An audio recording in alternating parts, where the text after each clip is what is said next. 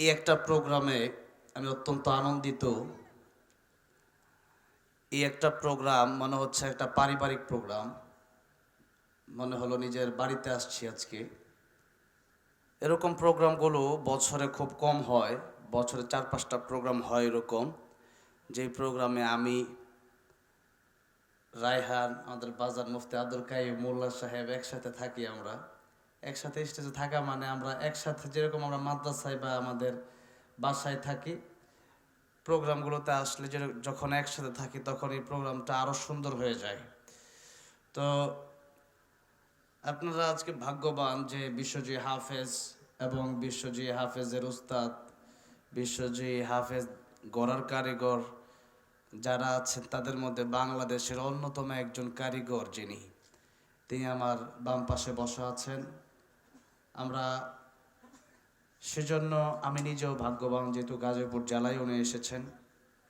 আজকের প্রোগ্রামটা মূলত সাধারণত অন্য প্রোগ্রামের মতো নেওয়া হয় নাই, বরং আজকের প্রোগ্রামটা আমাদেরকে আপনাদের এই বাড়ির জাকারিয়া ভাই, তিনি আমাদেরকে অত্যন্ত ভালোবাসেন, মহাব্বত করেন আল্লাহর কোরআনের জন্য।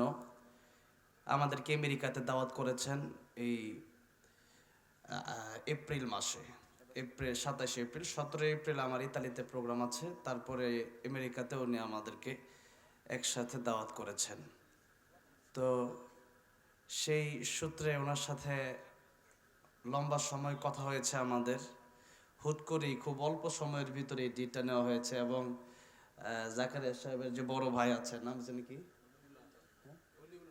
হ্যাঁ অলিউল্লাহ সাহেব, উনিও যথেষ্ট কষ্ট করেছেন, অক্লান্ত পরিশ্রম করেছেন, আমার সাথে আমাদের সবার সাথে দীর্ঘ যোগাযোগ রেখেছেন। সেই ক্ষেত্রে জাস্ট একটু দোয়া নেওয়ার জন্য আসছি আর কি। তো আমরা যতক্ষণ থাকবো ততক্ষণ পর্যন্ত আপনারা সবাই থাকার চেষ্টা করবেন। আমি তো এই এলাকারই সন্তান, আসবো ইনশাল্লাহ মাঝে মাঝে। ওনারা অনেক দূরের মানুষ, সে নারায়ণগঞ্জ থেকে এসেছে, আমার মাদ্রাসা বোটবাজার সেখানে হয়েই আসছে।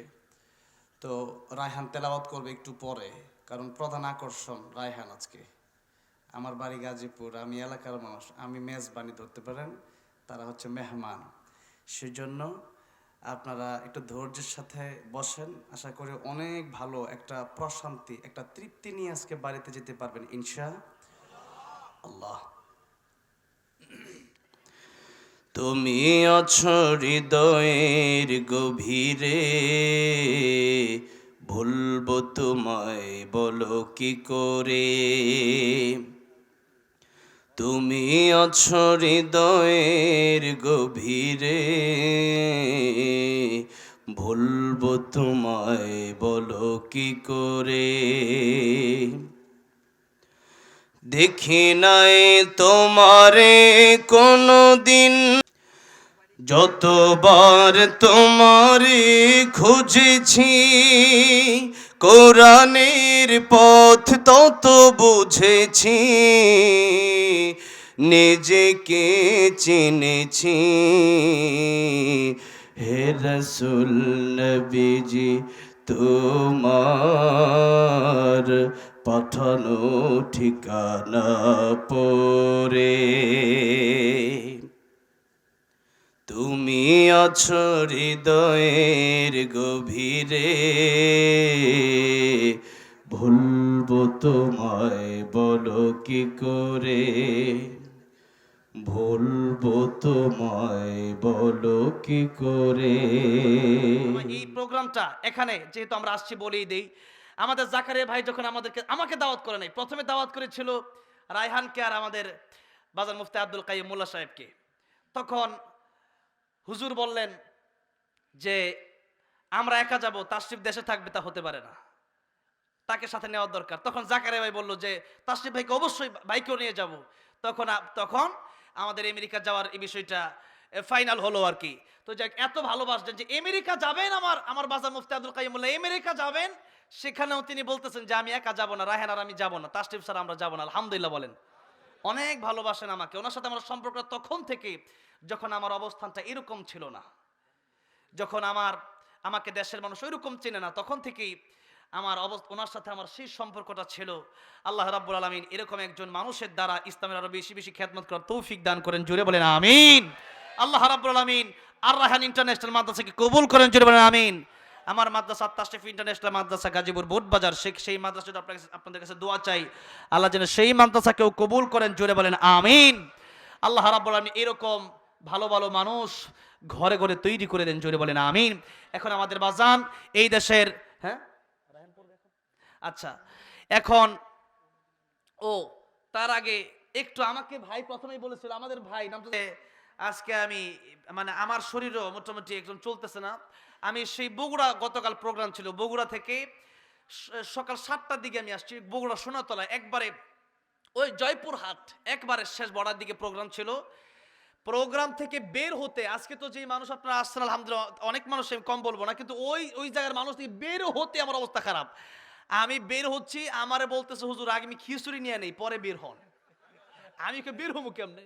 তো এই অবস্থা, আমি বের হয়ে দেখি যে আমার যে সহকারী সে নাই, ও বের হয়ে দেয় ক্যামেরাম্যান যে সে নাই, আমু কোন জায়গায়। এরপরে 1টা 1:30 প্রায় 2টার কাছাকাছি বেজে গেল। আস্তে আস্তে প্রায় 5-6 ঘন্টার পথ খাওয়া দাওয়া মাহফিল করতে পারলাম না। আজকে তো আলহামদুলিল্লাহ এত খাওয়ার আয়োজন করছে, এই প্রথম মনে হয় কোনো মাহফিলে আমি প্রায় অর্ধেক খাবার না খাই আমার মাহফিল আসতে, আলহামদুলিল্লাহ বলেন। জাকারিয়া বলছে এত কেন?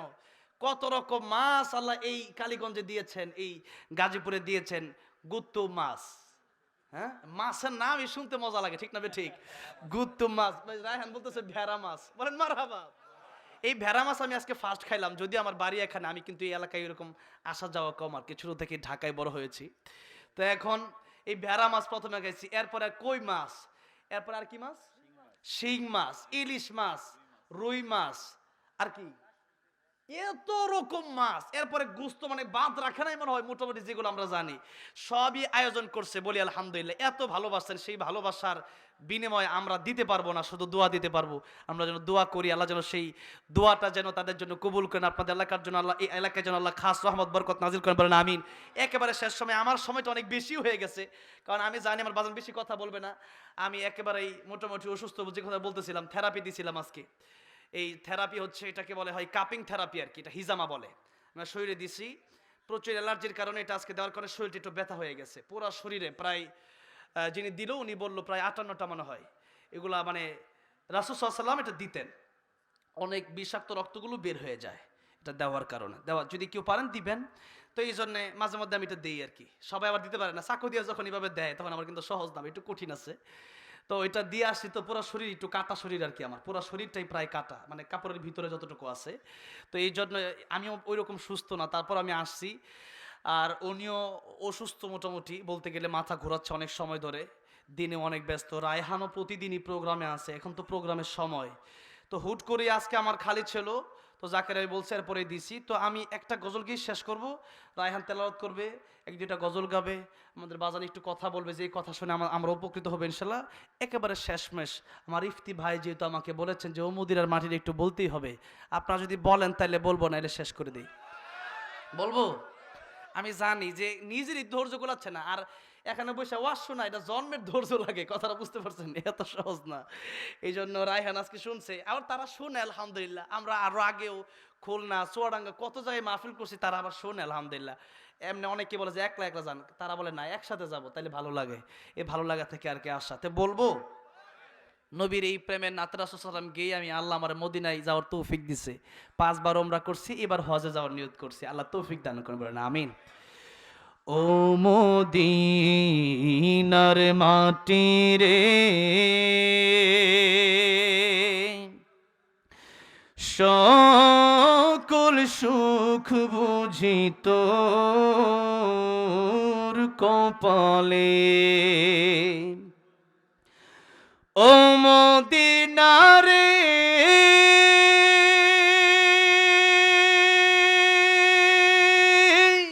তোর বুকে আমার নবী, যার লাগি পাগল সবই, যার তরে হইল সৃষ্টি ত্রিভুবন। কাঁদি আমি সারাক্ষণে, কখন যাব সেখানে, সহে না আর পরাণে ও মদিনার মাটি রে সকল সুখ বুঝি তোর কপালে ও মদিনারে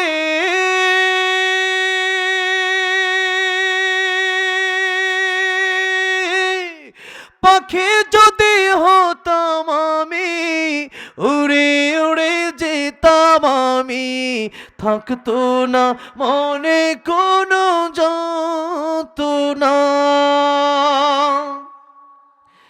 দেহে নাই পাখায় আমার সাথে নাই টাকায় আমার কেমনে কেমনে যাব সেখানে ও মদিনার মাটি রে সকল সুখ বুঝি তোর কপালে ও মদিনার মাটি রে সকল সুখ বুঝি তোর কপালে। আসলে সুরের পাখি তো এখানে বসা আছেন, এখন তেলাওয়াত শোনাবে আবু রায়হান এবং